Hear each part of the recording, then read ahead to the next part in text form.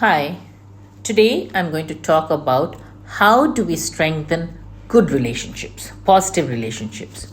In my book, The Day She Remembered Herself, I have devoted an entire chapter to how to strengthen relationships. When I talk about relationships, it's about not about negative ones, but the positive ones. It's a relationship between husband and wife, between a parent and child, between siblings, between office colleagues, between you and your staff. This can happen only through focused effort and good communication skills. When I say focused, it means we put effort into it. So, what is this effort? I think one of the first things I could say is appreciation. When we appreciate appropriately, then it works positively. When someone gives us some help, some time to give, they give it to us to listen to each other. It's all about showing gratitude that is on it, not just a thank you, which somehow nowadays we say for anything and for everything. So, when you show appreciation appropriately, it results in a positive feeling in a relationship. Next, I would say is having a non judgmental attitude so that one is free to express themselves in an appropriate manner. When this happens, the relationship definitely continues in an appropriate way.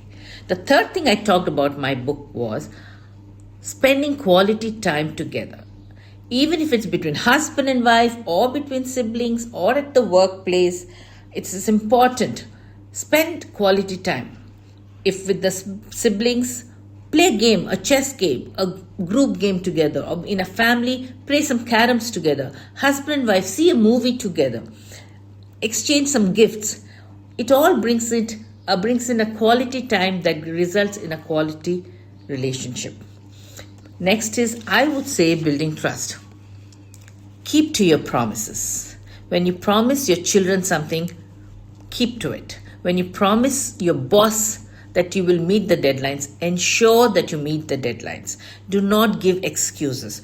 Husband and wife, promises which you give to each other, ensure you keep it. You have to work on it. You have to make an effort. Next, I would say is resolve conflicts in a beneficial way.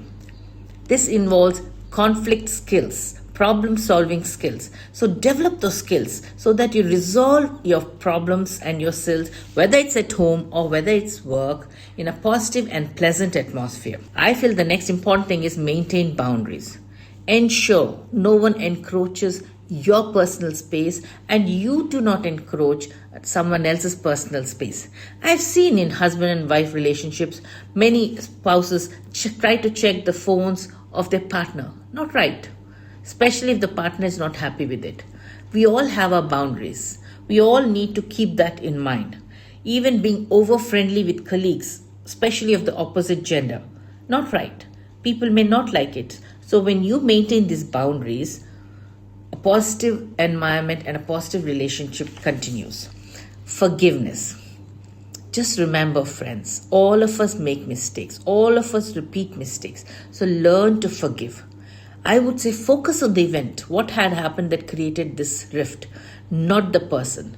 Which means we do not character assassinate. We do not talk bad about each other. Last but not the least, I would say, is empathy. Have empathy.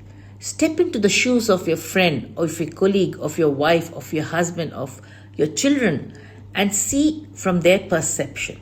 Maybe you'll realize they too were right. So instead of judging, instead of deciding on a final judgment, have an empathy so that you realize what the other person thought or what the other person meant when he said something. So do go to my book, The Day She Remembered Herself, Celebrating Life as a Single Mom, but it talks about all these things. It could help. So have a lovely reading, a happy reading. Thank you.